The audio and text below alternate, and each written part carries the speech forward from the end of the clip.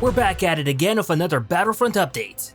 With now only 2 weeks left in February and the buzz of the first original Trilogy content update only growing as it's dropping not long from now, it's no surprise we keep finding out more and more on what should be included in it. As in today's video, we'll be looking over some new leaks for the original Trilogy content featuring not only for its co-op mode, but as well what maps could be featured in Supremacy mode. In addition to that, we've also got DICE hyping us up on new improvements coming to instant action, and DICE's statement on the bugged Darth Vader fiasco and when a fix for that will be coming. As always, we'll be covering all of this and more in today's video. And before we get into any of that, but a quick reminder, as if you do like these type of videos, then do remember to give it a like to show your support for not only this update series, but also the content within it. With that out of the way, let's get into it. We'll first start things off with the latest news regarding offline play for Battlefront 2, as there have been some interesting statements made there from DICE recently. According to community manager Ben Walk, instant action should be seeing some kind of needed improvements coming its way.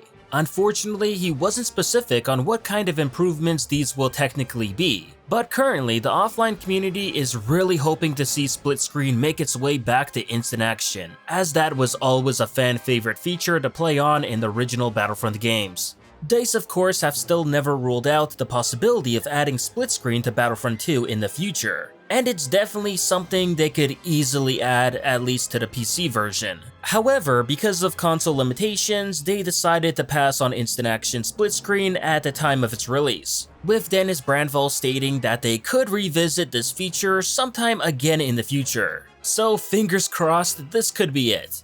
Then again, another improvement people want to see for instant action is upping the bot count on the console versions, so that's also a possibility too. But one specific thing that we do know for sure, which has a good chance of coming to instant action soon, is the addition of ally hero bots, with Ben Walk saying this is something DICE are looking into now and like the idea a lot themselves. At the moment, we can only enable hero bots for the opposing team but not for our own team, and that does become a balance problem when the AI team has several heroes while you're the only one on your team with a hero. Now, clearly DICE have hero AI sorted for the game mode, and it wouldn't take too much work for them to get it done for both teams rather than just one.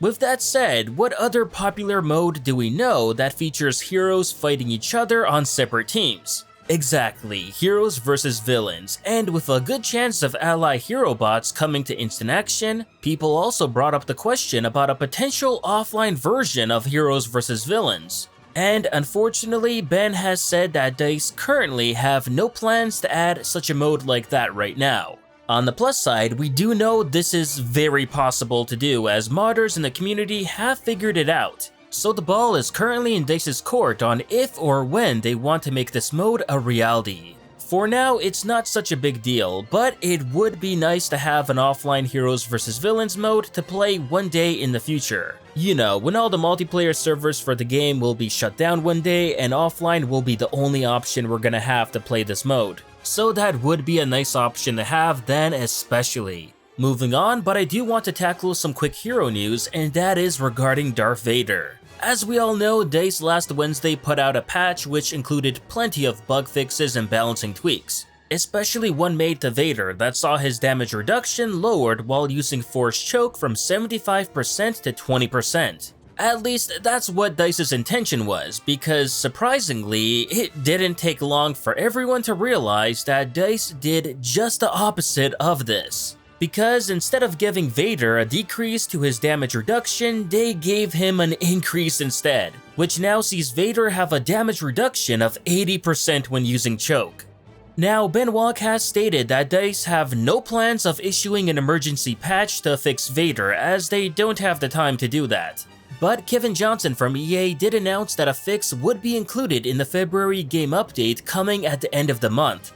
What should also be included in that update is a new user interface tweak, as according to Ben, DICE have plans of potentially moving or tweaking the chat box user interface on the PC version, which I think would be great if they moved it further up on the right as its current location is a bit awkward, at least in my opinion. Next after that, it seems like several folks in the community have uncovered some very interesting leaked reveals in the game code that references the original Trilogy season, more specifically for co-op mode. Known game hacker Mophead, the same person who uncovered the potential new reinforcements by the way, also found new AI or auto-player pathfinding files and special co-op only maps for the Death Star 2 and Yavin 4. And yeah, this is exactly the gameplay you've been watching this entire time. Now, we already knew the Death Star 2 was getting added to the original Trilogy Supremacy mode, along with Scarif of course, but it wasn't made clear on what other maps would be included as well. And with it looking like Yavin 4 is getting a co-op map, then it will most likely be getting a Supremacy map as well. So at this moment in time, it appears we'll be seeing for sure a minimum of 3 maps in Supremacy. The Death Star 2, Yavin 4, and Scarif releasing in March. And about that, yes, it's been confirmed that Scarif is coming in March, but honestly, I have no idea why some people got so sensational about that fact. DICE literally said we'd be getting it after February since we first found out about Scarif. I mean, sure, I get some people are excited for it, but this is basically as big of a newsflash like declaring that water is wet. After all, what did everyone really think DICE meant by Scarif is coming later after February? Last I checked, March comes after February, so duh. Besides, considering it appears that DICE are trying to rush through the original trilogy, then of course they were never going to wait until April or May to release Scarif. Anyways, I do hope we get more Supremacy maps, because if it's only just Death Star 2, Yavin 4, and Scarif, then that will be a huge disappointment. Especially seeing how we've got other great map potential like Bespin, Sullust, Hoth, Tatooine, and Endor. Actually, speaking about Tatooine, I do want to point this out as there should be a chance of it showing up in Supremacy as well. And I only say this because way back in 2018 when the first files of Capital Supremacy mode were leaked, where the mode was still called Titan mode back in development, then get this, Tatooine was one of the maps listed on there. Now, since then, DICE has long removed these files from the game data, but I did think it was worth noting this. If anything, DICE at the very least at that time was tinkering with making a Tatooine Supremacy map. But hey, for all we know, they could have easily changed their minds on that, as that leak was back in 2018 and a lot of DICE's plans have changed since then. Either way, I do hope we get Tatooine, as I can't imagine everyone being happy to only get Death Star 2, Scarif, and potentially Yavin 4, only 3 maps for Supremacy. Then again, we did only get 3 maps for the sequel era Supremacy, so who knows. I just personally don't want to see DICE skimping out on the map offerings for the original trilogy. Also, I should mention that in addition to the Death Star 2 and Yavin 4 co-op maps being leaked, Mophead as well found the Separatist Dreadnought capital ship as a co-op map in the game files. Now, DICE have previously been rather open to the idea of adding capital ship interiors to co-op mode, going as far to say they've even held conversations about it and think it's a great idea. And judging by this discovery now, it certainly looks like they've taken steps to making this more of a reality than just an idea. However, I wouldn't expect to see this appear in the game anytime soon. Most likely, this is simply the case of DICE prepping in to later add new prequel-era maps to co-op, for when they do eventually return back to focusing on Clone Wars content again. And that will be more likely starting around April or May, so a few months to wait at the very least. Now for some miscellaneous things I want to quickly go over which are still Battlefront related. Those of you who have seen my other video on DICE potentially rushing the original trilogy based on how they rushed out the sequel trilogy, then you may be interested to learn that I recently made a small discovery regarding this, and realized that DICE even rushed on the design of the Sith Trooper in the game, which as a result doesn't make it canon accurate.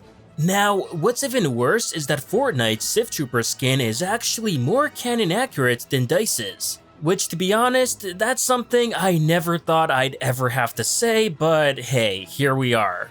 Lastly, if you're on Xbox, then here's some good news for you, as the original Star Wars Battlefront will be available to download for free for all Xbox Live Gold members from today to the 29th as part of the Games of Gold program. Of course, the game's multiplayer servers don't work anymore, but that's where the beauty of split-screen instant action comes in. So be sure to grab your free copy of the original Star Wars Battlefront that started it all while you can. But that'll do it for this Battlefront update. And as always, if you enjoyed this video, please like, share, and subscribe to the channel to not only support it, but keep up with Star Wars news, gaming, and canon lore released every week. And consider following me on Twitter and Facebook to never miss out on the latest Star Wars content. Thanks for watching, and may the Force be with you.